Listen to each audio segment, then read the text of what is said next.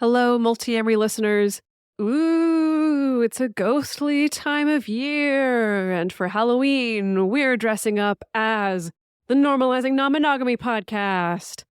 Emily, if you can insert a thunderclap noise for dramatic effect. Thank you, Emily.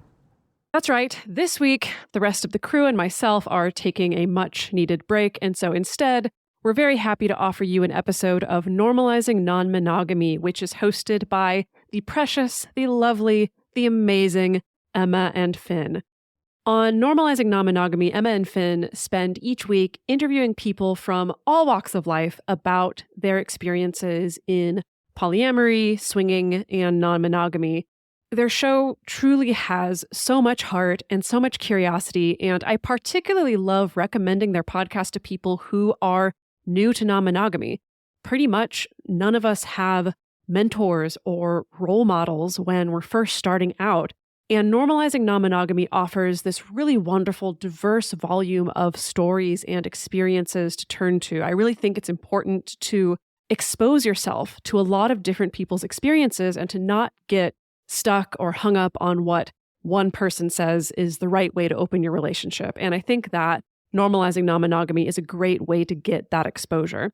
They also have a private community, and they regularly hold workshops and live events in the San Francisco Bay Area. So if that sounds exciting to you, definitely check out their private community as well. In the episode that I picked out to share with all of you, they're interviewing Bru and Mark. Bru and Mark are a couple in their mid-30s who were high school sweethearts, and they were raised in the Christian church.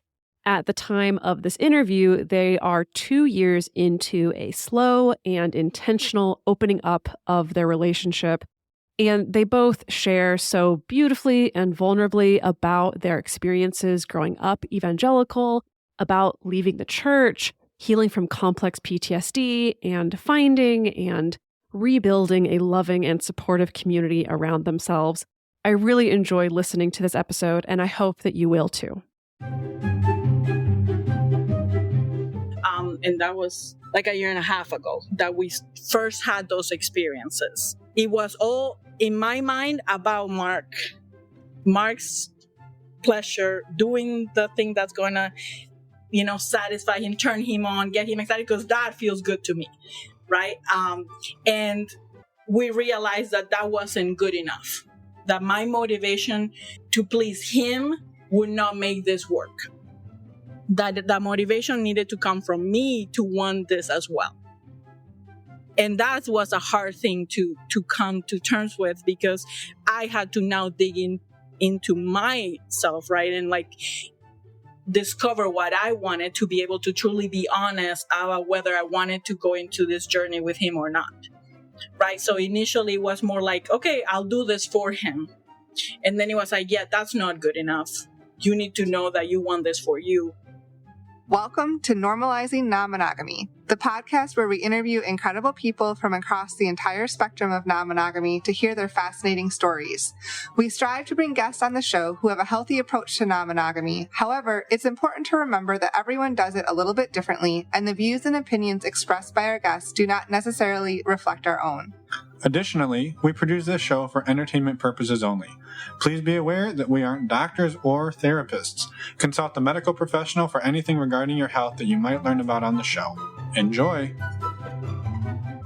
Well, welcome to episode 308. We're Finn and Emma, and today we have a beautiful conversation with Bru and Mark.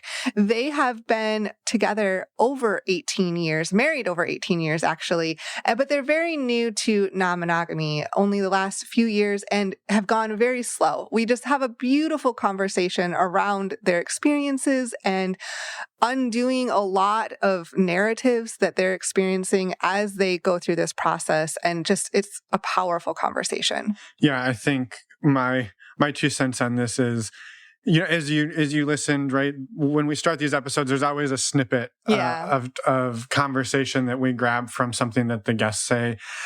And it was damn near impossible to find one for this conversation because I had about 70 to choose from. You could pick them all. And literally every single thing they said was basically, I could have cut it and put it up front. So I had to pick one, and I picked one. I feel good about it, but just know that this conversation is full of incredible conversation. Yes. Yeah.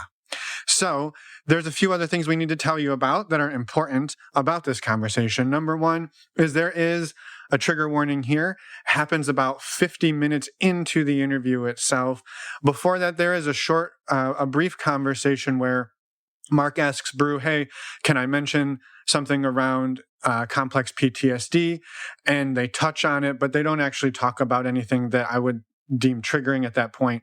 But again, around 50 minutes, Bru shares a little bit about what her experience was. And so we wanted you to be aware that there is a short conversation about healing the childhood trauma that she experienced. And so we need you to be aware of that going forward.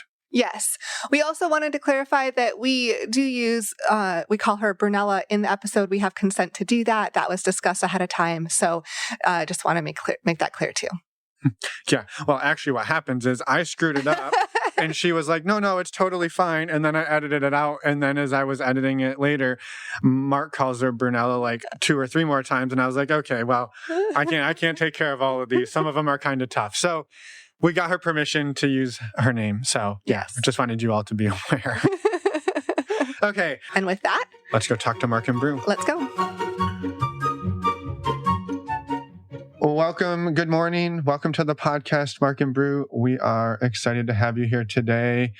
Before we get started, do you mind just introducing yourselves however you're comfortable, and we'll take it from there? Sure. Yeah, we could do that. Thanks for having us. Go ahead. Of course. I'm Mark, 37 years old, born and raised in the northeast of the U.S. We still live here, and this is my lovely wife, Bru. Am I going now? Mm-hmm. Yeah, Bru, same age, 37. I've lived in the U.S. for about 22 years now. I'm originally from Uruguay, South America. We've been married for almost 18 years. In about 3 weeks, it will be 18 years. We're high school sweethearts. We have 3 children, and we're in this adventure of non-monogamy very recently. Lots to learn and grow, and so we're excited to share with you guys.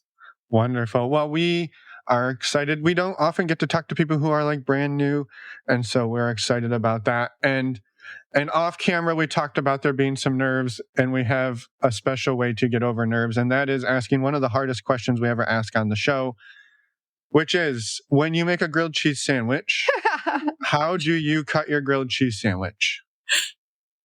I like diagonal. All my sandwiches have to go diagonal. Why cut it? Why cut it? Mark said no cutter. The whole thing, just, I don't like assumptive questions. So, Well, Bru actually got the correct answer. It is diagonal. So you passed. And the answer is for optimal dunking into tomato soup. Yes. Yes. See? However, there is no right way. I'm going to call bananas on that. All right. Everyone can do it their own way. I suppose if people want to do it the wrong way. It's really off brand for you, Finn. I mean, right? To dictate there is one right way to do something. Well, I'm serious about my grilled cheese. All right. With that in mind, we'd love to hear about this adventure you're about to go on. Where are the two of you in the process of exploring and discovering non-monogamy? I guess I'll be the talker to it. He's gonna get to talking. Don't worry, he has no issues with that. So we are very new, which is exciting, and likewise we feel that we've been listening to your podcast, forever. And as soon as we found it, we fell in love with it, and we've listened to all the different stories. We love the diversity. But one of the things we noticed is that a lot of people had a lot of experience, and we're like, we love to go on because, the newbies, right? Like very early in the stage, I think, it helped us a lot to learn about the different things and to hear from people who were in similar positions. So we want to share that as well, right, with other people that maybe benefit from it. So where we are right now, we're about 2 years into exploring, and that exploration has been very slow. It's been a lot of initially researching, reading, talking, lots of difficult conversations, crying, fighting, right? And then getting comfortable with the idea of like dipping our toes in, right? And then that started with a little bit of hot wifing dynamic, which is what initially interested Mark more, the idea of me going out, and that pleasure aspect of what turned him on. And then as we progressed through that, had just a few experiences, then paused and talked more, and then realized we want to do things a different way. So now where we are now is where we don't have titles. Like our relationship doesn't have a hard definition. I think we're like sort of swingerish.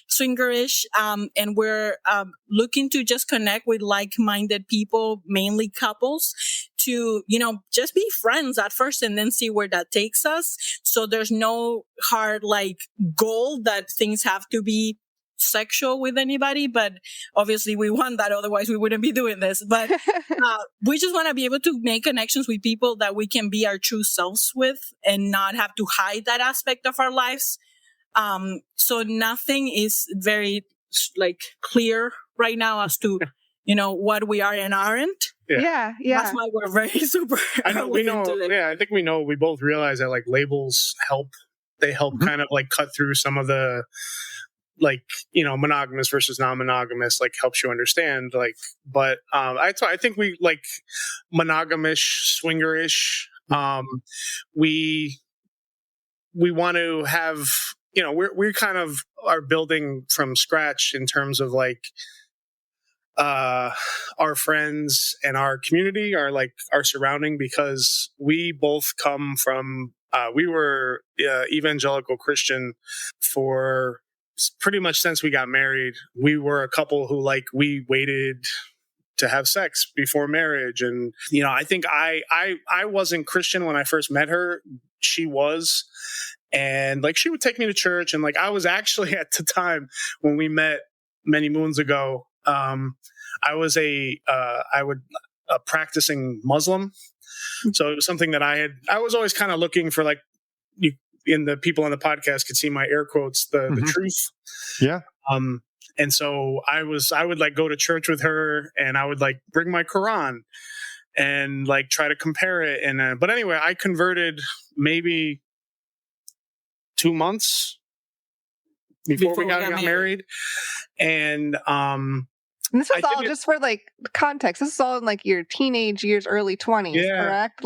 We got married when we were 19. Okay, so all in your teenage years. Yeah, very, very, very young, very, very young. I converted, and I did it honestly. I didn't do it because she didn't give me an ultimatum or anything. Nobody really said hey, if you don't convert, you can't do this. I did it because I wanted to. It was genuine, and we from that point until for me it was my process to deconstruct or move away from that faith started probably about 2017, 2018. For her, I think it happened maybe a couple years after that, maybe 1 or 2 years after that. And part of my deconstruction was, looking at sex and relationships through a different light. Whereas before it was kind of filled with, shame and what's the other word? The G word. Guilt. That's it.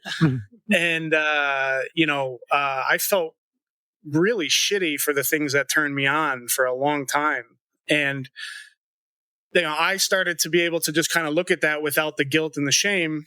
And that led to us having having a few conversations initially about, I guess it would be more kink related, less. It involved non-monogamy, but it wasn't I didn't go into it saying, hey, I'm non-monogamous or I want to practice non-monogamy. I was hey, this idea really turns me on. What do you think about it? And me say, what? I love that you said that, Bru, because that was going to be my question is how, coming out of the construct that you two were in and also having known each other, all of your formative years, how do you have that conversation? Because right, that implies, right, you've been hiding stuff, and also it's probably completely against everything that you two are learning in church, unless what you mean by evangelical Christian is very different than what we've been hearing about in the past. No, so the churches that we went to, oddly enough, a lot of the stereotype stuff, it was more background than like foreground. So like they weren't like being ultra non-inclusive, right? Sure. They weren't like, it was more about like, loving people and even like, and again, like I don't look back on that. And like, I have a lot of nuanced views about my time as a Christian. I look back and see like, well, you know what? I was really, really insecure, and I was a teenager. What teenager isn't? But I was a teenager and I was incredibly insecure. I really didn't like myself. And the idea of getting this kind of like unconditional love that somebody would accept me as I am and really, really spoke to me. And it helped me. It helped me in that aspect to like myself and learn to love myself. And it helped me there. Unfortunately, as I've gotten older and learned about it, it just comes with other things, the baggage that it comes with, the cost of admission. Again, I do a lot of air quotes, so I'm sorry, podcasters. The cost of admission is not something that now I look back and say I'm comfortable with, because I felt it just, I had to be exclusionary once, especially like I got, like both of us, we were not like just members. We were youth pastors. We were on leadership boards. You were in it. In it. Yeah. Yeah. And this isn't to shit on Christianity or religion, but it was, well, I guess where I was kind of going was seemingly the things you were interested in would not align with the values of the church you were a part of. Not at all. Yeah. And the hardest thing for me, I mean, a lot of it is hard. It was hard and it's still hard. There's different challenges today than there was, 2 years ago. But the hard thing was listening to what, Mark opening up about his king and the things that turn him on and his different views just on relationships as a whole, and taking it because of my own trauma and my own personal issues as like I'm failing. There's something wrong. Why would he want this? There must be a problem, right? Is he not satisfied? Is there, I'm not enough. There's something wrong with our relationship, because why would you? Right. And that came from the idea that had been instilled in me through Christianity and also through my culture. Because as a Hispanic woman, I grew up with hearing a lot of time, you need to take care of your man. You need to take care of your man. You need to meet his needs, because otherwise they'll find it somewhere else. They're gonna, men are gonna be men. And that's, it won't to happen. I don't know.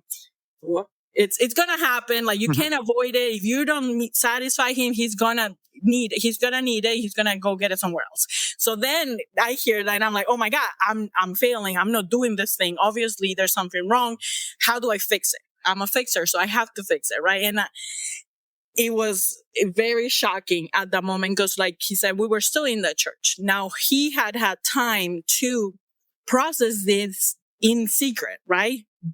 He knew his heart, he knew his feelings, he knew his body. So as he felt things coming up, he could process them quietly. Right. Now I'm hit with all these things. Yeah. Right? I backed up the dump truck and was like, here you go. Yeah. So that was very overwhelming. And and my response was not positive. And when was this approximately? How many years ago? Yeah, that was about two and change years. Okay, so relatively recently, as far as the amount of time you've been together. Yeah. Yes. And again, at that time, I didn't even know. I've heard this a lot on your podcast, and it resonates with me, where people say they didn't have the language, they didn't know this was a thing. I didn't even know hot wifing. Never mind non-monogamy and all the other stuff, all the dynamics that happen there, and the language that can help people define things. But I didn't know hot wifing was a thing. So I started Googling it, and I Googled, but to be honest, I learned, although I had time to process it, and I definitely, looking back in the past, I wish I would have been more honest up front. I wouldn't have had to do this in like by myself or in hiding. You know, I learned a lot of things about it after I shared it with her as well, because it was at that point where I felt like the people say like this weight had been lifted off my chest. I started to feel more like, oh my God, I can be honest. And even though it was hard for her to take, I was like, no, I'm just going to be honest. Like, this isn't going to work. If it doesn't make sense. Like, it hit me, like the light went off in my head. It was like, it doesn't make sense. Like, why not be honest? Like, let's just, now it's Pandora's box is open. So let's just put all the variables out there and see how it goes. And had you started like backing away from the church before that? Yeah. Okay, so there was a little bit of a. So this is like 2020 and like end of 2021, 2022. Mm-hmm. We had already stopped going to church, partially not because we were interested in non-monogamy necessarily. It was because of things related to COVID. Me having really starting at that point to have really fundamental beliefs and differences about things related to COVID, things related to politics, things related to, in my view, just the treatment of people. And I said we were like part of the leadership. And so like, there were things that were going on behind the scenes of the church that I was like, I'm genuinely upset and uncomfortable about this. And I don't think I can be a part of it anymore. And we kind of like, because of COVID, like we stopped, they in our, not every state did this, but where we live, they because of where we live, the church was shut down for a while. They were shut down for a while, and we stopped going. And we kind of like we both shared this feeling of like we don't really miss it. Like we're not like oh man, I can't wait for church to start up again. Like you're like this is kind of nice actually, and that kind of started us like shying away, not really becoming active members, and simultaneously starting to question our core beliefs and the things that we kind of followed. We were always more liberal, even when we were in it, not just politically, but just, I guess you could say politically too, but it was just like, we always like I remember having arguments when the U.S. Supreme Court, quote unquote, legalized same-sex marriages. And I was like, yeah, I'm all for this. Like, why would you not be for this? Like, even though at that time I didn't believe it was the I feel so bad saying this, but the right lifestyle. We don't believe that anymore, please. I said, I feel bad saying it now, but at the point I was like, but those people should be allowed to do the same thing. Like, why are you going to stop consenting adults?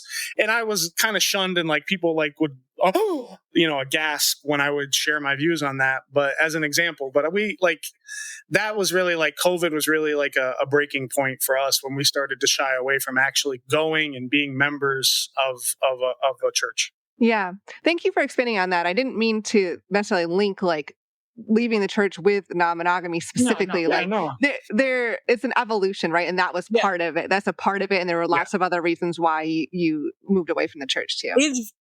I believe it was very important in our process of exploring non-monogamy, because things would have been different had we not also been leaving the church at the same time. Because we've talked about the hypothetical, if Mark has shared this with me, 10 years ago, 15 years ago, if we had known going into I wouldn't have married him. It's horrible to think that way, but it is, because, we have to be honest. That's who we were. I was so into it and like so against so many things that this was like a big no-no. Like, no way. Like, you don't even think about this stuff. It's this, you get married and it's forever. And, till death do us part, right? And we still love each other and are committed to each other tremendously, but not at the expense of our own selves. And I think that was a big thing that we've learned through this whole process. We're still learning through the process. Yes. Is that, we shouldn't burn ourselves to keep the other warm. We use that saying often. We shouldn't sacrifice our own needs and who we are in order to fit into this ideal scenario of what a marriage is supposed to be like, what a relationship should be like. Because then how could you ever be truly happy in it, right? Are you in it because this is good and this fulfills you, it makes you, feel like you're enjoying life, or are you in it because you're supposed to, because you signed a contract, because somebody said, let them rules. Be, now they're husband and wife, right? So I think now it's much more honest, right? The commitment was there then, but now it's even more true and more real, because knowing everything, with everything on the table, we are still choosing each other, right? Where before it's like you chose each other, but you didn't know, right? There's so much that was hidden, and then you have to question, well, would I still be with this person if I have everything, right? If I know their best and their worst, right? And so that's been a huge and continues to be a huge part of our exploration, is that as we come up and we're honest with what turns us on, with what turns us off, with what we want, with what we feel, are we still, okay, checking, you still want this? You still want me? You still want us? Right? And then moving forward from that. If that makes sense. Yeah. No, it makes total sense. And I just love how you framed all of that. And I get nervous about asking these types of questions. The next question I'm going to ask, because I don't want to make it seem like one of you is the reason or you are the one who I'm the reason. But I think you said something, Bru, that was really important, which was Mark knew these things and had a lot of time to sit and process them before he brought them. Yeah. And this is often the case, whichever person in the relationship is the person who's sitting and thinking, there's this big thing that I've got to talk about. How do I do it? And you're processing. And who knows, that could be weeks, that could be years that this happens. Or sometimes we've talked to people, it's decades. And so then you bring it, like you said, Mike, you back the truck up and you dump it.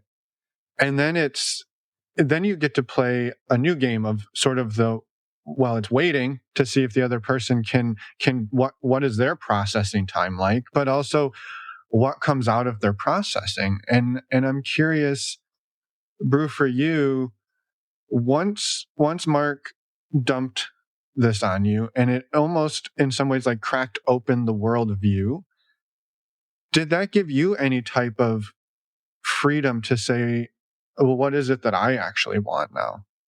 Before we go on to the next section, we want to let everyone know that we have an amazing community of subscribers who get access to ad-free early releases of episodes, monthly video processing groups, as well as exclusive, locked, subscriber-only channels in our Discord server, where there's amazing discussion and support going on.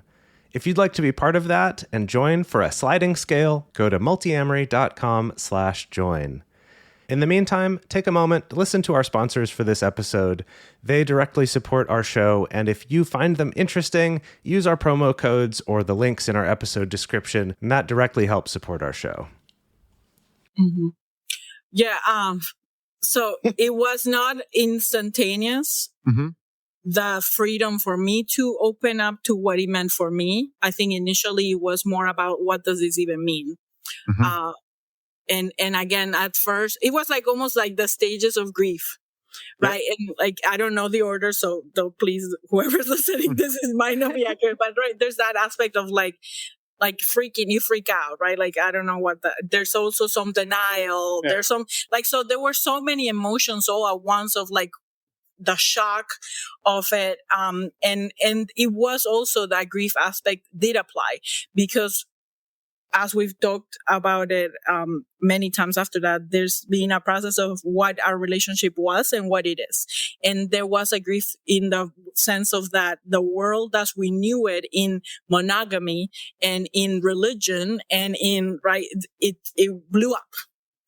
Right Mark threw the bomb at it and it blew up. And so then it was, I think the best way that I've explained it afterwards is taking the pieces that we do want and then putting back together and adding new things to it and then putting it back together to what we really want and what really fits us and who we are. Right. So there was this world that this, I don't know, box, whatever you want to call it, that we fit into. It's like a 3D puzzle. Yeah, with all the things that we're supposed to do and how we're supposed to be as husband and wife, as parents, as Christians, as human, as as women, as I don't know. I already repeated myself, but and this is how you have to fit this. You have to fit this, and then it's like, no, this doesn't work. This is not good, and you just push on it, and boom, it blew up, and now it's like, okay, well, which of those things I still want in my life? Which of those things still apply? Which of those things are still me and us? And then putting that together, and like I said, adding what we learn along the way that is new and we want it. Right? We welcome this into our relationship, and no, that we don't want, right? Like, get rid of it if it doesn't feel good. And then as we've progressed through it, even initially in the exploration, I said, we started like opening up a little bit with the how do I thing. And that was like a year and a half ago that we first had those experiences. It was all in my mind about Mark's pleasure, doing the thing that's going to, satisfy him, turn him on, get him excited, because that feels good to me. Right. And we realized that wasn't good enough, that my motivation to please him would not make this work, that motivation needed to come from me to want this as well. And that was a hard thing to come to terms with, because I had to now dig into myself, right? And like discover what I wanted, to be able to truly be honest about whether I wanted to go into this journey with him or not. Right. So initially it was more like, okay, I'll do this for him. And then it was like, yeah, that's not good enough. You need to know that you want this for you. So then that's where it brings us to today, where it's like, I wanted to, right? I still have difficulties. And we can get into that if you want to, if we have time, about trauma and issues that I had growing up, and how it affects my processing versus his processing of it. But I've also come to discover a lot, like you said, about me after opening up to that idea, my own sexuality, realizing that I actually have curiosities, bi curiosities, and which then I was like, never. I think back about my childhood, I'm like, I can't think about a moment when I felt this or thought this. And it was because I was so suppressed, so inside that box, that was never even a thought that I could like let happen. And now breaking out of that, it's like, well, what do you want? What do you like? And really being honest. And I'm happy. As hard as it is, we're happy with how we've come to learn more about each other and our likes and dislikes and the things that make us. I think for both of us, there's kind of like two sides to it. There's one of the common things that happens in monogamy, and definitely happened with us, is in trying to break away from that norm, is the codependency, right? And so even in the beginning, it was still codependent. It was like her enjoyment was almost completely dependent on me. And then I didn't like that. I was like, that doesn't feel great. I'm like, I want you to like want to make me happy. I don't want to be with somebody who's like, how can I make my partner miserable today? Like, I don't want that, but I don't want them to do things because of me. So I was asking, like, do you like this? Do you want to do this? Is this something that, and her answer most of the time would be, nah, I'm doing it for you, really. And then also, like she mentioned, like, do you mind if I just share about like the CPTSD? Not. I won't go into two. I'll say. So it was the reason why it was hard is because part of the reason why, Brunella may have some codependent tendencies is because she had suffered some childhood abuse, and it because it created that complex post-traumatic stress disorder, that it kind of rewired her brain at that time. And then that's how she lived her life, to always be thinking about others, to always put others first, to always make everybody else happy, to always be a people pleaser. And so this, when we first started exploring it, was just another color of that, of that. It was just, and like she said, we got to a point where we both were like, I think we need to deal with some of the underlying issues before we move forward. Yeah. Yeah. Thank you both for touching on that. And thank you for sharing, that is the importance of wanting it to go into non-monogamy or explore those types of relationships and whatever that means to you. It needs to be from both of you. Like you said, I understand the default of people pleasing, wanting to do things for other people. I mean, so many of us have those tendencies for a number of different reasons. Plus, society kind of often tells you that too. Mm-hmm. And so there's all of that going on. And it's like, but coming back to be, taking that time to really sit with, what do I want? What do I want to do moving forward? And it is not that easy. So I just appreciate both of you sharing that. But to answer your original question, Finn, our dynamic really is like, I'm the gas and she's the brake. And that's okay.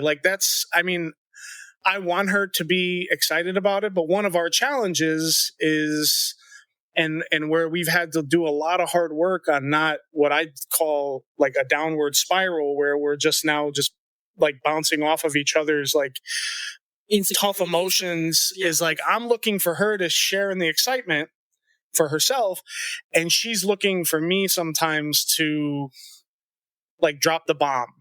And another bomb, now the truth. So, in what that means and what the work that we've put in to do that is I have to accept that even if she may get to being excited about something, that she is not going to be, she's not me. She's going to, not always share in the excitement that I may have about some new adventure or some new person that or couple that maybe we're talking to. And I have to be not only okay with it, I have to validate it, and I have to be yes, this is okay. It's okay for her to process this differently than me. It doesn't mean in my mind, what tends to happen is when I see her maybe approach something that she's not super excited about, I tend to, in my initial emotional reaction is well, she doesn't want this. And that's not true. And I have to fight in my own mind to be she's processing it differently. It's okay. It doesn't mean she doesn't want it necessarily, but it also doesn't mean that she's going to want it either. I have to let her process it at her own time, her own speed, and just check in with her and reassure where necessary. And we just started this thing where we're going to start having regular check-ins, whereas before it was it kind of dominated our conversations because it was what do you think, what do you think, what do you feel, what do you feel? And now we're okay, maybe we're going to save some of those conversations for a regular check-in, and then she has to be okay with me being excited and with me being but I think in a car, for a car to work, to use this analogy, a car without gas is pointless and a car without brakes is dangerous.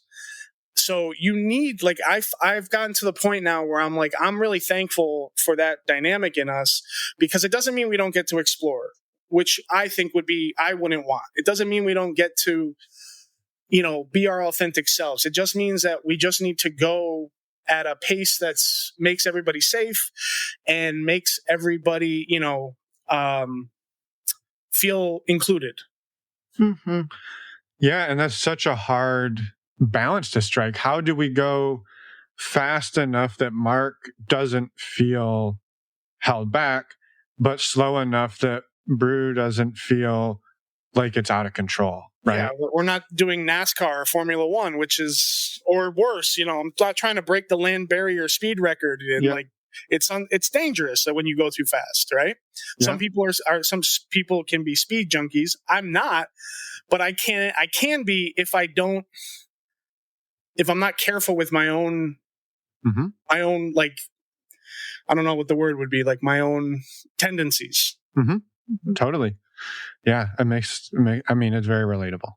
So. Our favorite word, and you said it, is balance. Balance and nuance are my two favorite things in the world. In everything, not just the exploration of E&M, but in parenting, in our job life, work-life balance. We just, if it's too much, if you go too much towards one end or the other, then bad things happen, right? So we want to be able to create balance in everything so that we're both comfortable. And now that is not always so perfect, right? Like there isn't a line. I think that the idea of balance in physics or something like that, I'm not a scientist, but you think of balance that it will be equal. You put it on this side, and they'll eventually be The scale will equal out. But the balance in the aspect of a relationship, I think it's not always equal. Mm-hmm. But what it means is that it gives and takes in a way that neither one just gives out, right? Like, there's going to be moments in which I have more energy and I'm more excited, and then Mark is more low, but then my energy is able to pull him. There's going to be other moments when I'm down and he's going to be up, and then, and we help each other, and there's that give and take. But as long as it doesn't go too far to one side or the other, then we're okay. Mm-hmm. So the idea of balance, so it's very, very important to us. We just keep on trying to, where I think that balance and looking for that fairness in our relationship is what creates the space for growth. Where we don't feel afraid of sharing or being our true selves, of saying how excited you are, or of saying how scared you may be, because the other person is not going to react in a way that shuts you down, but still being able to express that this is hard for them, but it's okay, right? And going through that process together, that's been huge. It did not start that way, right? Yeah. It started with a lot of triggering each other, right? That he will share his excitement and my response will be to feel triggered and afraid. And oh my God, this means he's going to leave me. And oh my God, he's met somebody else. And oh my God, he's fallen in love, right? Or like things like that, jumping the gun, right? Like jumping ahead to not without assuming things without really giving him the space to be honest and share calmly. And then I would get triggered because I'm like, I'm doing this quote unquote the right way. Like, why doesn't she trust me? Like, I'm not a liar. Like, why is she treating me like one? And then I'd get defensive, and it would just, that's where I said it created kind of that downward spiral where we were just kind of like feeding off of each other's triggers. And it's a hard thing to do, to stop that cycle and do the work and say, hold on, like, I'm not going to assume this, but I want to ask it. And I would have to say, well, I'm feeling defensive, right? To actually say how you feel, I'm feeling defensive, but I want to know, like, are you accusing me of this? Or do you feel that I'm doing this? Mm-hmm. And when you actually kind of get to instead of making those assumptive questions or statements, you get to the core of like, okay, this is how I'm feeling. And I think both of us have been able to deal with that and say like, okay, I can respect that. I'm okay with you feeling that way. You feeling X doesn't bother me. But however, you reacting to that feeling and feeling defensive or acting accusatory, that does bother me. And I'd appreciate if you didn't do that. So, but that's a hard conversation and thing to do. Like I don't think it's the way our brains are wired, us personally, naturally.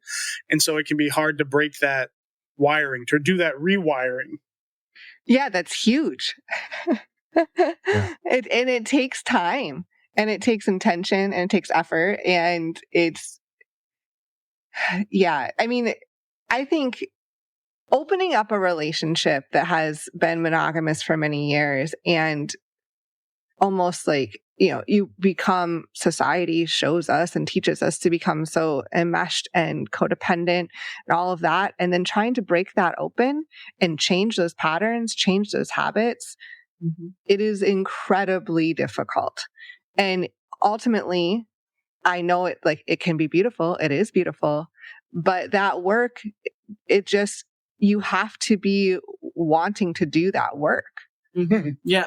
We just had this conversation. We just had this conversation, actually, was it 2 nights ago? 2 nights ago, I think, which shows that we're still very new in the whole process. Like the conversation of like, this is not going to be easy. It's not going to be easy today. It's not going to be easy years from now. If we stick with it, with non-monogamy, if we stick with this, the relationship. With our relationship, whether we go back to monogamy, right? Relationships are hard and they take work and they take effort. And so then there's either, wow, this is hard. And yes, we're going to have days where you're just like, oh, I'm so tired. This is exhausting. Putting in the work is exhausting, but I want this, versus this is hard work. I don't want this anymore. Right. And so to stop, and I really came to Mark and I said, okay, like my issues with healing from my trauma, the work that I'm putting in on myself and how it still affects our relationship is very difficult. It takes a lot of effort. There can be very hard days. And so, and me admitting that this isn't something that's going to happen overnight. And there's no guarantee that in a year or in 10 years, I will be all better. Actually, the likelihood is that as somebody who had childhood trauma, I will always carry this with me, right? There will always be effects of it. So then saying, are you in on this? Are you like committed to staying with this? Can you handle the work that this is going to take? Or do you want out? And those are hard conversations, but necessary. Because if you do not make sure that this is what you really want, then you're going to put effort into this, and putting all this to just then waste it. Or do what so many people do, where they just ignore it and bury it, and then it comes out in other unhealthy ways. And we didn't want either of those things. But again, it's hard because my trigger is, not being trusted. That's my issue. Like I try really hard. I have my whole life to do it the right way. And, again, using air quotes to people who are listening. And, when I try to do something the right way and then somebody comes and like kind of questions it, I'm indignant. I'm like, how dare you? Like, there's so many people out there who are just happily doing it the wrong way or the immoral way. And here you are questioning me. And I know that sounds stupid, but it's just the way my brain, Finn's shaking his head, so he disagrees, but it's just the way my brain hears things. And I know it could be sometimes egocentric. And I know sometimes it's not. That thought process is something that I struggle, and it's an ongoing thing to not listen to and let dictate my actions. Yeah. Yeah. I was shaking my head because it's a thought pattern that I share. And I'm curious, just for curiosity's sake, are you a bit of a perfectionist, Mark? No, she is. I'm not a perfectionist. But what I tend to do is I can disassociate very quickly. Okay. When I lose interest, I'm like, I'm done. Don't bother me. Leave me alone. And so, I'm not a perfectionist. I'm happy in a mess. I'm happy. But what I do to do that is I go to my nothing box in my brain. I just don't think about it, which isn't healthy either. I just, I'll just turn on the TV, or I'll turn on my Xbox, or I'll open my phone, and I'll just veg out, and just which again isn't a healthy coping mechanism either. And it can create just as much chaos as a perfectionist can. Sure. But that's my thought process, is like, I'm working hard to do this, and I feel bad when somebody even insinuates that I'm not doing those things. Got it. And I have to fight to not let those feelings dictate what I say and how I act. And to just identifying them, I think for both of us was hard. Just to actually pause for a second and say, hey, here's what I feel, was an incredibly a breakthrough type thing but it was really hard to do. Yeah. Yeah. And I appreciate that. And I asked that question because I think you and I land in a very similar place when it comes to that, being a little bit indignant. And I often tie mine, it's similar in the sense that you're questioning my integrity, you're questioning my trustworthiness and all of that. And there's also a part of me that says, look, I have been searching for a way to do this perfectly for a number of hours that you probably couldn't even fathom. Weeks, months, I've spent 15 hours a day thinking about this to come to the quote unquote right answer. Yeah. And for you to then say, well, I don't know if that's the right answer. It's very challenging for me to absorb, because I'm like, I've dedicated the last 3 weeks of my life to seeking out this solution. Mm-hmm. And you're seemingly have not. You're just poo-pooing on it. You're just like, yeah, I get it. Yeah. Yeah. So it seems like shiny object, and they're just like dumping mud on it. Like, yeah. Yeah. And that was going to be I could do that with my thoughts. I could do that with my opinions, because I think a lot about the things that I believe. And when I go to a topic, I like one of my, even though I work in construction, but one of my hobbies, and in my former life, I worked in finance. And so like economics is really interesting to me. So I think a lot about economics and I've gotten in some like arguments or debates with people where they literally are like, I can't talk to you. Like, I'm leaving this conversation because I go into it sometimes trying to prove them wrong and show this beautiful idea or opinion that I've crafted with my own hands and made, and now I have to like have you like dirty it, and like, how dare you? So I don't do that. I agree with it. But I think what you just said there is spot on, Bru, which is the outcome of that for partners is just agree, because if I question this idea, it's not going to go well. And then that's the work of, I might hold this so true and you can have a different truth. Mm-hmm. But then how do you decouple it and say, you go live yours, I'm going to live mine?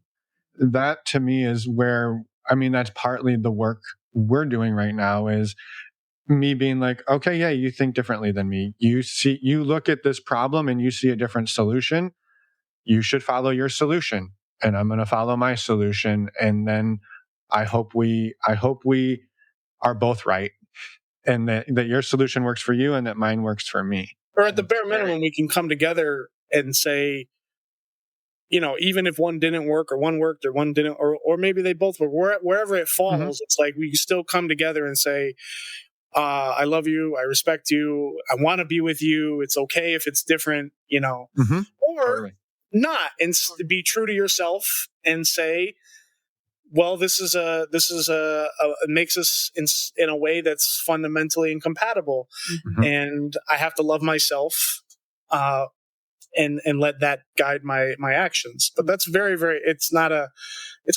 It's hard. I think that's been a huge part too of my difficulty with, like I said, I am a perfectionist, and failure is hard. I've worked my whole life to excel. This was in school, in relationships, whatever I took on, I will try my hardest to be at the top. And because of my trauma, it was all about my value. Without these achievements, without these successes, I'm nothing. And I need to achieve these things, and I need to have this success in order for others to love me and care for me. And that's what attracts them towards me. So then if I don't have these things, then I'm nothing. So then I work really, really, really hard. And so then to come into non-monogamy and explore, and to be like, oh my God, this is a great thing. Look, there's so many stories of people who have been successful. And so there's so much growth to gain through it. But there's also a lot of suffering, right? That can happen. There's a lot of failure that can happen as well. And so then to come to terms with, this can be amazing, and it could also destroy us. Real quick, before this next section, did you know that you can get ad-free early releases of this show, as well as access to monthly video processing groups and exclusive private channels on our Discord server, all by becoming a subscriber at a sliding scale pay-what-you-can price? If you go to multiamory.com/join, you can read more, get access to that. We would love to have you as part of our community. In the meantime, take a moment to check out the sponsors on this episode. If any of them seem interesting to you, use the promo codes or the links that we have in our episode description, because that also goes a long way to supporting this show. It's even harder than that, I think. I think it's like you have to redefine failure and success. You have to it's a whole paradigm shift. Yes. Yeah. It's like, to the outside world, if we were to divorce after nearly 18 years or separate after 18 years of marriage, everyone that I know would look at that and say, that's a failure. Like, you guys, your marriage failed. And it would be so hard to, obviously I'm not going to be able to, talk to every single person, but it's hard to just accept that. But like in our own lives, and you have to define success and failure for yourself. And when you do that, where you always look outside for that validation, it's really, really, really hard to do that. And so, yeah. Not that we're looking to separate, so people are aware. Yeah, no, but where we are right now. Totally. But that is what you just kind of said, Mark, is exactly, to me, it's a reword of what Bruce said earlier, which is we can't burn ourselves to keep the other person warm. And so, right, if you get to a place where you're both looking at the construct of your relationship or your marriage and saying, if we both continue down this, we're just going to keep burning ourselves to warm each other up. We need to redefine this in a way that allows us to both be warm without burning. Then you haven't failed. You've succeeded at being yourself and supporting the other person in being themselves. But that might mean an appearance of failure to the outside world. To the world. Yeah, that's true. Yeah.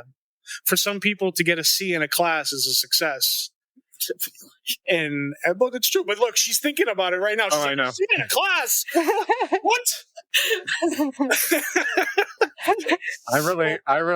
For me, I remember a lot of times being like, I got a C. Like, what's coming to me too is what you're describing is almost like the and Finn and I have this conversation just the other day of like the things that are hard for each of you almost like fuel the other person and fit perfectly into this puzzle of like, if you aren't careful, you go down these paths of cycling and down the drain. Yeah. And so you have to stop. You have to stop and be intentional and be like, wait. You're thinking about this different, and all of the things in your life and the way you are and everything make you think that way. And I'm thinking this way. Can we slow down and like talk about this? And ultimately then make that decision of like, at some point, like, do you want to keep doing the work? Do you want to keep working on that relationship? Or at some point you don't want to? And again, but then that's not necessarily a failure. It's reframing all of that. Yes. That's so hard. And I think totally that idea of like, how does he goes back to how he processes things and how his personal feelings to as we are exploring these things and how I come into it with my baggage. Especially when it comes to the distrust of how his intentions, right? Or what is it that he's thinking? Is he thinking of me? Is he considering me in this picture as we're still together? And he can hear my questions and my assumptions and things like that and feel like, how could you not see that I am trustworthy, right? How could you not see that I love you? How could you not see that I have your best interest in mind? And then I have to explain to him because he's not in my brain or in my body. I have to explain. And I enjoy being in your body, though. Little comedic relief, nice. I've had to share a lot and help him almost get a picture into what I go through, right? And that's going to happen through sharing articles, videos, podcasts, different things that talk about complex PTSD. And I could, just so people understand who are listening and if you guys get a better picture, I don't have to go into great detail, but I was, sexually abused by, my step grandfather when I was a child, for more than one time. And I know there's a trigger warning there for people. And that didn't come out to anybody else. I held this in me and buried it for almost 30 years. And I shared it with Mark, when I was pregnant with our youngest, who is 5. And, so that was a lot of years of my brain processing things in a way of carrying that trauma and not dealing with it. And it affected every area of my life, including my relationships. So then we get into the whole dynamic today of my trust issues not being related to what Mark is doing, but being related to the past. in the trauma, and then it being triggered because I actually shared an article with him recently that explained what PTSD is like when you're a child versus as a grown up, and how as a child and your brain is developing and you have this trauma that happens and it shatters your world as it is, and then you start seeing the world from a different perspective of everybody's out to get me. I'm going to get hurt. People will say that they love me, but they don't, because they're going to do something bad to me. You can't trust, and like kind of waiting for the shoe to drop or something bad to happen. Living with that paranoia, that always protecting myself, defending myself. So then as Mark will come to me with curiosities or sharing things about him, then I'm like, I gotta protect myself. I put up my walls. I'm ready to fight because you're gonna hurt me. This is what my body knows. This is what my brain knows. So that's the mode that I go into. And then the process now has been, instead of doing, right, reacting, saying, whoa, I'm feeling triggered. This scares me. This is difficult for me. This is what I'm feeling. My brain is saying, do this, but I'm rationally thinking through it. And is it fire or is it smoke? Right? Do I need to react? Do I need to fight now, or am I still safe? And then knowing the difference and then being able to communicate that to Mark so that he understands where I'm coming from is exhausting. It is so difficult, right? But it's also so worth it. When on hard days, it sucks. And on good days, when I'm able to see the progress that we've made, the growth, the healing, it's so rewarding, right? And we wouldn't be where we are right now if we hadn't done all that work, because we could very easily be like, no, this is scary. I'm not doing it, right? This triggers me. I'm not doing it. And we're not doing that. We're saying this is scary, but it's necessary. It's worth it. We need to go through it. Sorry, I'm making him emotional. And I end the check-ins, like you said, Emma, of, are you still in it? Okay, like this is hard. Are we still on the same page? Do we still want this for each other and with each other? Okay, then let's keep going. And it's okay if we were to come to a check-in where that is not the answer, where the answer is no, I'm done, or I want something else. It will still be extremely difficult, but I think part of the growth is that, like, understanding that we must love ourselves and be true to ourselves, even if that meant that we cannot be with each other, right? That it doesn't work for our relationship. Yeah. Sorry. It's okay. I know there was a lot that I just shared all at once, but she backed up the dump truck. No, I appreciate, Bru, you sharing all of that and giving context to your lived experience and your life. It's incredibly vulnerable, and just thank you for sharing, because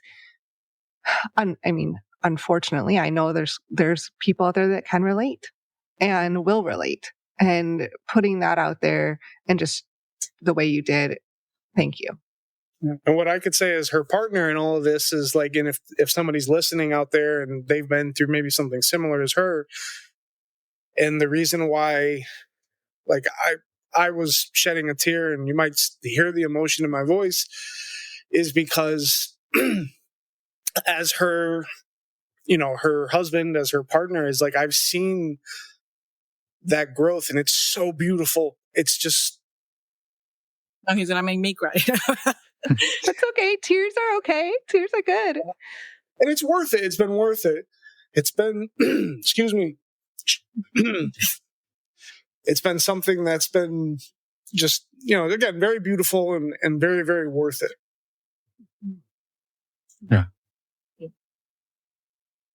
Make a joke, somebody. So do you have a relationship blooper you'd like to tell? No, worst timing ever for that question. This podcast and Mark couldn't stop crying. And yeah. No, I will say this, Mark and Bru, we've cried on here before. There's an episode that we did about 2 years ago. We had to shut it off in the middle because I completely lost it. So you're in good company. Yes. The tears of joy, because it's like I look back on, again, like I use the analogy like a few times where it's like you go, like when we started transitioning to a more non-monogamous relationship, it was like there was that grief. Like it was almost like you were leaving an old home that you grew up in, but it doesn't suit you anymore. It doesn't fit you. And so, like after everything's been moved out, you like walk through the halls, you look at it, you shit. You remember all the memories, the good times, the bad times, and then, it's emotional.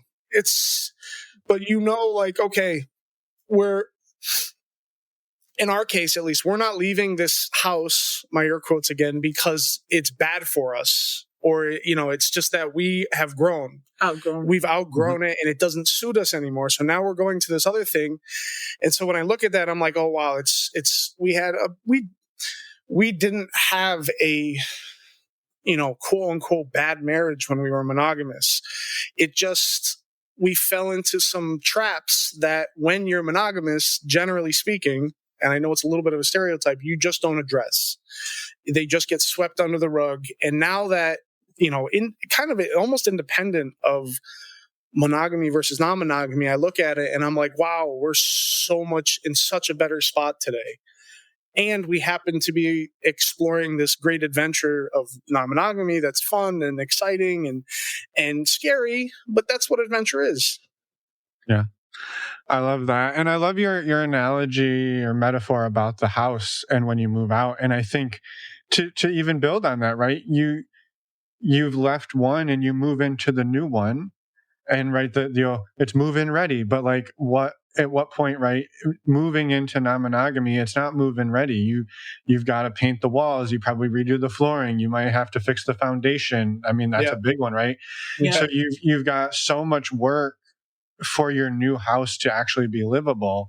Mm-hmm. And so there's a spell where you're like, well, we're living with a tarp on the roof and plastic in the windows, and we're cooking on a camp stove. Like that's what we're doing right now because we're rebuilding something that is a better suited home for us. Yeah. Yeah, definitely. And fixing it while you're living in it is hella hard. Yeah. Agreed. Yeah. Yes. And sometimes you wish it was all movie ready. Right? Like I wish that process is so difficult and all the repairs can take so much time and effort and money. And right? Like in that sense, that you may have days when you just wish you were on the other end, right? Past all that work, past all the repairs, past all that time. But what is success without the process to get to it, Yeah. One of my favorite, I'm a big hip hop fan, rap fan. One of my favorite artists is a guy by the name of J. Cole, and he has this song called Love Yours. And in that song, he just says there's beauty in the struggle. And it's incredibly hard when you're in the struggle to recognize it. But, as you get, like, again, like we're on the other side, quote, we've done some stuff. Like we have fixed the roof, maybe we have, we've addressed some things. And then you look at it and you're like, and that's why I got emotional before, because it's like, wow, look at it. There it is. It's beautiful and it's suiting and it fits us and we don't feel cramped or, uncomfortable, or it's like, this is ours. We've made it and it's beautiful. Yeah. Which is also much more rewarding than moving into a house with a new roof already on it, right? Yeah. And the move-in ready is great, but the work is the power. That's the thing that connects you. Then when you leave that one, you're like, that's our fucking roof. That's not the roof that came along with the house. Yeah. We built it with our blood, sweat, and tears. I hope that. I think my desire for the world, right? I have those idealistic views sometimes, is that every relationship is like that, right? That people don't feel like they are given a house, right? How nice is it when people, here's a down payment, go, this is your house, and it's like, yeah, but what if once I'm in it, it doesn't fit. It doesn't feel good. Or it leads I don't to a like sense it, of entitlement. right? Or, It doesn't. I gotta live here now. Or you feel somebody trapped, gave it to me. They told me this is a house I have to be in. But what if it's not good? That the hope is that everybody will be able to make a house their home. Yeah. Right. That is what they want. Yeah. Yeah. Wow. Can we have you two back on sometime soon? Thank you. Thank you both for just such a beautiful conversation and deep conversation. I know there's a million more questions we could ask you. And as Finn said, we'd love to have you both back on for another update and conversation, just because there's so much here. And we really, really, really appreciate everything you've shared today.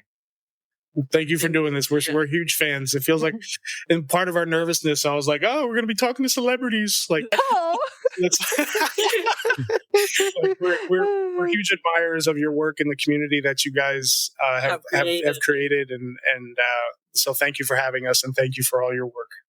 Yeah, appreciate it. Thank you. And next time you'll be less nervous. We'll have to figure out a different sandwich to talk about, but we'll figure it out. And before we go, is there anything else that either of you wanted to get out there on this episode? I know we covered a lot of ground, and I just want to, we're wrapping up kind of because of time, and we don't want this episode to be 3 hours long, but we'll have to do part It easily two. could be. But it would be amazing. It would be an amazing 3-hour podcast. Yeah. And so I don't necessarily, I feel like it's kind of an abrupt ending, but I also want to give you both an opportunity to share anything else. They're called cliffhangers. Okay, that's true. Yeah, right. Tune in for next. That's right. To be continued. I would say for anybody listening that seek to learn, right? Reach out, because doing this alone is harder than it needs to be. Seek community. We found that in the beginning when we were doing it on our own and kind of researching and listening, but it helped. But then once we started looking for community, joining your community on Mighty, and then also a local community that we recently found, and it just helps us feel less lonely, helps us feel connected, right? It helps, it encourages us, right? When you hear about other people's success or challenges, right? Yes, can you do it alone? Yeah, but if you could do it with support and help, it will be so much better. So I would say that find a way to connect with others. We are welcome. If anybody, I think we share information, I think with the emails or things like that. We are on the Mighty app. So if anybody that hears this feels that something that we said resonated with them, we're always welcome to, we're always willing to talk to people, and we welcome that. We'd like to connect with others. I love that. Thank you for that's incredibly generous. And I think too, just appreciate you mentioning that you're part of our community and have been for a while. And I think it's just for anybody out there who's ever wondering, what are the people in that community like? This is what our community is like. And you're not the only two in there. Bunch of large men who cry. That's right. That's right. We're doing that now. So yeah, I'm just very grateful that you two are part of our community and now part of the history of this thing we've created. Podcast. So, yeah, that podcast. Yeah, we feel the same way. Yeah, we feel. Yeah. Mark, was there anything on your end that you wanted to say? No, nothing off the top of my head. We're just, like I said, we're thankful to be where we are, and we're very thankful for the work you guys have done. So that's it. Thank you. So you had a blooper. We did think about a blooper. We did think about a blooper, but they didn't ask it yet. Let's do it. All right, it's actually blooper. It's actually blooper time now. Okay. So when we were doing the hot wifing thing, we met this guy, and we were going to do. It was going to be our first threesome ever, and I sometimes when I get excited, I told you that I'm the gas. Well, I'm also the gas in my own head, and my mind could start spinning at 1,000,000 revolutions per minute, and I get like overload. So in the beginning, one of the things I did is I used some medical help to help me stay in the moment and be able to perform. So that I usually would take a certain dose of that medicine that worked for me. And for whatever reason, that night when we set it up, we were meeting at a hotel and we're going to do it. And I'm like, I want to be rock hard. I'm going to be the king of sex. Like this all night. I am going to be the king of sex tonight. And for whatever reason, I didn't take more than like they tell you can take, but I took the max dose, which was way too much for me. And I then went on to experience massive headaches, the worst dry mouth I've ever had in my life. In the middle of it, I kept going to the bathroom because I'm like, I want to drink something.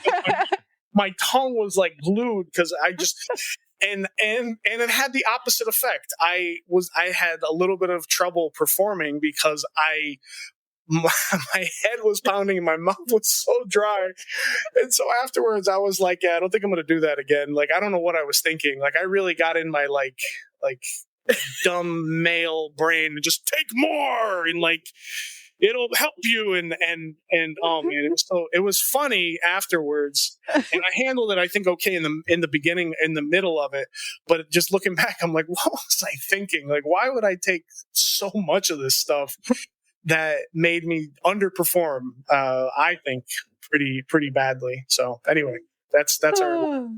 I love that. Thank you for sharing that. A cautionary tale, and I will say, yeah, very, very likely relatable to people out there, or people here, or people in here. Yeah, those performance enhancing pharmaceuticals, I don't know all of the science, but they definitely, for me, it's like I have an immediate sinus infection if I take too much, and so like my nose will be stuffed, my eye, like my face turns bright red. Like she knows within a minute. She's like, "Did you?" I was like, "No." Yeah. And so it's like my face is, and then I'm like, I can't breathe through my nose, so then I'm like a mouth breather. It's really good. It's so flattering. I love to see it. Yeah, it's a good look. I don't want to brag. But then we learn from it and then don't do it again. Yeah, that's right. The tip is balance. As in all things. Yes. Yeah. That's the word of the day. Balance. Yeah. Thank you both, and thank you for sharing that too. We so appreciate both of you and love this conversation and can't wait to talk again soon. Yeah, thank you so much. Same. Thanks for having us again. I really hope that you enjoyed that episode. Please go and follow Normalizing Non-Monogamy wherever you get your podcasts. If you want to discuss this episode with other listeners, the best place to do that is in our episode discussion channel in our Discord server, or you can post about it in our private Facebook group. You can get access to these groups and join our community by going to multiamory.com/join. In addition, you can share with us publicly on Instagram at multiamory_podcast. Multiamory is created and produced by Jace Lindgren, Emily Matlack, and me, Dedeker Winston. Our production assistants are Rachel Shennework and Carson Collins. Our theme song is Forms I Know I Did by Josh and Anand from the Fractal Cave EP. The full transcript is available on this episode's page on multiamory.com.